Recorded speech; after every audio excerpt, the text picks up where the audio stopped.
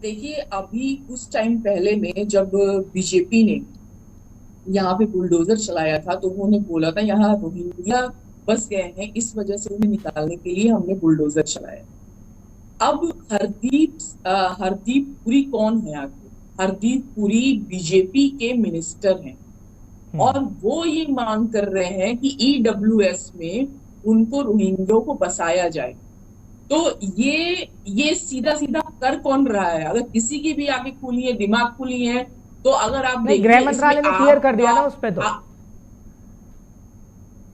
तो गृह मंत्रालय तक ये जाने की जरूरत क्यों पड़ी है? गृह मंत्रालय को क्लियर करने का क्या मतलब है? जब हम्म। आपका मिनिस्टर बोल रहा है तो वो उसने क्या सोच के बोला कि वहां उनको बसाना चाहिए?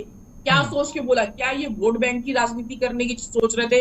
अपने अपना अपना ये बढ़ाने की सोच रहे थे कि हाँ उनको बसा दिया जाए, फिर इनका बाद में पहले तो इनका घर भी गिरा दिया गया, देन हम्म। आफ्टरवर्ड्स अब इनको बसा बसा करके इनका इनका सिंपैथी हासिल कर दिया जाए कि हमने बसाया और वोट हमें मिले। हम्म। तो ये और आम ये आदमी पहली पार्टी बात क्या तो कर ये रही है है। इस वक्त? प्रियंका जी, आम आदमी पार्टी वो भी कर रही है क्या जी, वोट बैंक की देखिए राजनीति? आम आदमी पार्टी का, देखिए अकॉर्डिंग टू वैभव जी, उन्होंने बोला कि आप कोई कागज दिखाइए, कोई साक्ष्य दिखाइए। हरदीप पुरी का तो साक्ष्य दिखाई पड़ गया। ठीक है। आपने जो ये बाइट दिखाई, ठीक है, अच्छी अच्छी बाइट दिखाई, लेकिन देखिए बोलना, मुंह से बोलना ये दूसरी बात है। हम्म। मुंह से बोल देना, मुंह से बोला बाली वाला ही यहाँ पे इंडिया में काम चल रहा है कि हमने ये कर दिया, वो कर बिल्कुल। दिया, वो कर दिया, वो कर दिया। हम्म। लेकिन धरातल पे हो क्या रहा है? कोई चीजें हो रही है। उज्ज्वला योजना का क्या हाल है? देखिए अभी अभी हमारे देश में केंद्र में बीजेपी है, तो बीजेपी से मैं सवाल करूंगी ना, कोई नेहरू से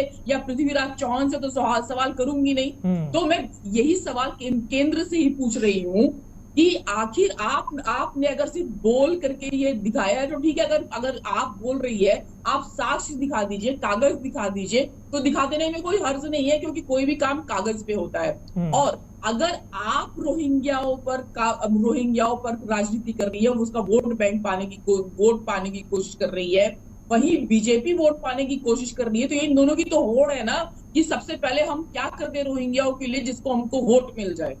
यहाँ तो वैभव ये साहब, दिखाई पड़ रहा है जब वैभव साहब, आप प्रियंका जब जी के आप सवाल का जब जवाब आप और लगा मेरे रही सवाल है, का जब जवाब। आप ठीक है लगा रही है प्रियंका जी, आ रहा बीजेपी हूँ। पे, वैभव बीजेपी लगा साहब, रही है आप पे, तो इसका मतलब तो वैभव साहब, वोट क्या बैंक की वोट राजनीति बैंक? करेगा। अगर कांग्रेस पे भी ठीक है, उंगली करिए उठ बात रही है पूरी।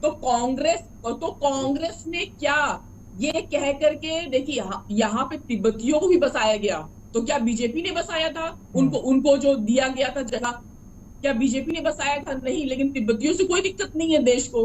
तो हम्म। रोहिंग्याओं का अगर उस पे तो कोई सवाल नहीं उठ रहा है। हम्म। लेकिन अगर रोहिंग्या क्या कांग्रेस ने ये कह के बसाया था कि हाँ रोहिंग्या बसेंगे? विकास होगा, सुरेश प्रदेश जी का देखिए, कैसे गोल विकास गोल होगा, जवाब मत दीजिए, ये कृपया भूल सवाल चुके का हैं। जवाब। ठीक आपने है, भी केजरीवाल आपने भी निकम्मे हैं, चलिए केजरीवाल निकम्मे हैं, हाँ, दिल्ली केजरीवाल सरकार नहीं, निकम्मी है, इसका केजरीवाल ने मतलब नहीं है किया आप क्या तो कर रहे हैं? कांग्रेस ने भी नहीं की विधायक। बस ये और कानूनी वो गलत है, रोहिंग्या ये मुसलमान कानूनी गलत है। जो यहाँ मुसलमान बसे हुए बैठा के हैं और ये हजारों आतंकवादी के साल साथ से, जो वहां आप लोग थे। निकालने वाले हैं। आवाज आ रही है। आपके मंत्री कपिल ठीक है मिश्रा जाके वहां दंगा करवाते हैं। प्रियंका। आप राजीव गांधी जी की बात कर रहे हैं, हम्म। तो हमारे वहां देश की आजादी जब हुई थी, देश की आजादी के टाइम पे जो वहां से लोग आए थे उनको भी जगह दी गई थी।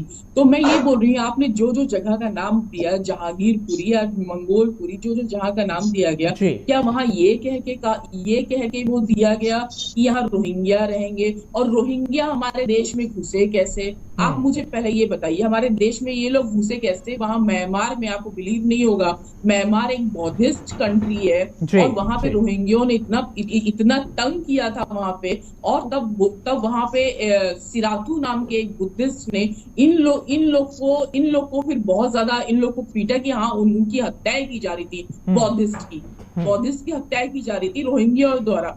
तो वहां जब वहां पे अगर ऐसा है, और अगर ये रोहिंग्या अभी 8 साल से किसकी सरकार है आप बताइए मुझे। सुनिए, जब भी झोपड़पट्टी टूटती है, अगर आप देखेंगे, जब भी अगर हम यहाँ जब पॉश इलाकों में झोपड़पट्टियां बन जाती हैं, तो उन लोग को ऐसा नहीं किया जाता है कि उठा के फेंक दिया जाए, उनको एक जगह दी जाती है कि वहां बस जाए। लेकिन मैं सिर्फ ये जानना चाह रही हूँ कि रोहिंग्या आखिर आए कैसे? और 8 साल से अगर बीजेपी की सरकार है तो इन्होंने निकालने के लिए क्यों नहीं इनको किया?